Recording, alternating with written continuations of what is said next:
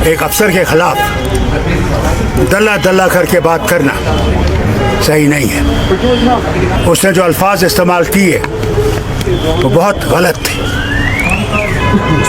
मगर जो पीएसए लगा वो भी गलत है। नमस्कार दोस्तों, आज का इस खास रिपोर्ट में हम आपको दिखाएंगे मेहराज मालिक मामले का जो सच है वो सच हम दिखाएंगे, और कोई बड़े बड़े अधिकारियों का अपना ऑफिशियल स्टेटमेंट भी आए हुए हैं, जिस स्टेटमेंट हम इस वीडियो में आपको दिखाएंगे।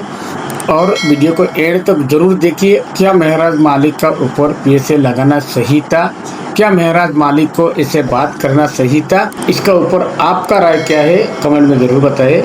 चलिए वीडियो को शुरू करते हैं। जम्मू कश्मीर के एमएलए मेहराज मलिक जो आम आदमी पार्टी से है, इसने बड़ी ही घटिया किस्म की शब्दावली वहां के एक सिख डिप्टी कमिश्नर हरविंदर सिंह के खिलाफ बोली। उनके पिताजी को गालियां निकाली, सारे कुनबे को गालियां निकाली, और फिर कहा कि मैं तेरे मुंह पे थूकूंगा।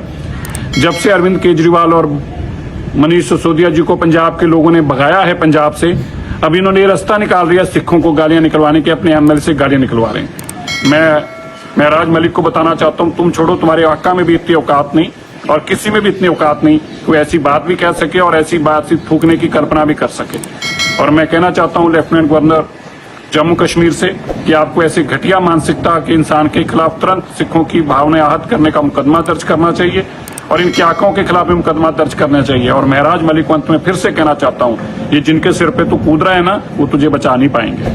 क्या किया उस बात नहीं है ना, अभी हमारी जमहूरियत के लिए अच्छी बात नहीं है। कि मैं भी तो हैरान हूं ना, अगर एक शख्स को आप कह रहे हैं एंटी नेशनल है और तभी हमने इस पे पीएसए लगाया है। ये गवर्नमेंट एलजी हुकूमत तब कहां थी जब मेहराज मलिक ने डीडीसी का इलेक्शन लड़ा। डीडीसी के इलेक्शन में तो आपको कैरेक्टर सर्टिफिकेट भी देना पड़ता है पुलिस से, तब पुलिस के लिए एडमिनिस्ट्रेशन के लिए मेहराज मलिक अच्छा था। डीडीसी वो एक डेमोक्रेसी के तहत मेहराज मलिक जीत के आया। उसके बाद मेहराज मलिक ने एमएलए का फॉर्म भरा, वहां भी आपको कैरेक्टर सर्टिफिकेट देना पड़ता है, क्लियरेंस होनी चाहिए। मेहराज मलिक ने वो भी फॉर्म भरा और एज ए एमएलए जो है जीत के सामने आया। अब मुझे लगता है वो जिस नजरिए से लोगों का काम कर रहे थे, जिस नजरिए से वो अपनी इमेज को बिल्डअप कर रहे थे जम्मू कश्मीर में, ऐसा leader Jammu Kashmir as a नौजवान लोगों को चाहिए था, क्योंकि साफ दिल थे। अब ठीक है, उनकी भाषा में मैं समझता हूं उनको उस नजरिए से बातें नहीं करनी चाहिए, चाहे उनका फेसबुक हो चाहे वो मीडिया हो। जुबान का थोड़ा सा लिहाज इंसान को जरूर करना चाहिए, क्योंकि आज की डेट में वो एमएलए थे। उसके अलावा जो है मेहराज मलिक पे जो भी इल्जामात लगाए गए हैं, ये तब लोग कहां थे, तब तो एंटी नेशनल नहीं थे। आज सिर्फ मेहराज मलिक को फंसाने के लिए और कहीं ना कहीं एक झूठ का पुलिंदा तैयार करने के लिए किस नजरिए से पीएसए लगाया जाए, उसके लिए एडमिनिस्ट्रेशन ने झूठ का सहारा लिया और मेहराज मलिक को झूठ में जो है अच्छे तरीके से फंसा के जो है कठुआ जेल में बंद कर दिया। आफ्ताब साहब, ऐसा दीवानापन देखा आपने आज से पहले जम्मू कश्मीर में किसी लीडर के लिए या हिंदुस्तान में भी किसी लीडर के लिए ऐसा दीवानापन? क्या लोग मार खा रहे हैं, लोग अरेस्ट हो रहे हैं, डिटेन हो रहे हैं, लेकिन लोग उनका साथ नहीं छोड़ रहे, लोग उनके लिए अपनी जान कुर्बान करने को तैयार है। देखिए, जब अगर मैं जम्मू कश्मीर की बात करूं, पिछले 5-6 साल से एलजी हुकूमत से लोग परेशान थे। उसके बाद उमर अब्दुल्ला साहब आए, उन्होंने लोगों से वादे किए, जनाब आपको गैस फ्री दिया जाएगा, बिजली फ्री दी जाएगी, 1 लाख रोजगार दिया जाएगा। लोगों ने उन पर भरोसा किया, 50 सीटें उमर अब्दुल्ला को दे दी और 1 साल होने को आया है, उमर अब्दुल्ला भी हर ग्राउंड पे फेल होते हुए नजर आ रहे हैं।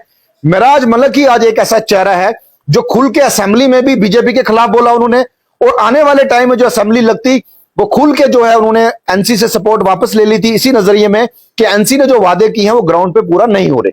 लोगों में भी फ्रस्ट्रेशन है और मेहराज मलिक जिस नजरिए से नौजवान की, गरीब और गुरबा की आवाज उठा रहे थे वो लोगों को पसंद आ रही थी, और लोगों को लगना शुरू हो गया कि आने वाला फ्यूचर इसमें लोगों को नजर आना शुरू हो गया कि ये आदमी एक ऐसा आदमी है जो सच्चाई जो है बयान करेगा, कहीं ना कहीं लोगों की काम होंगे ग्राउंड पे, और उमर अब्दुल्ला सरकार पे एक मेहराज मलिक ही है जो प्रेशर बिल्डअप कर सकता है।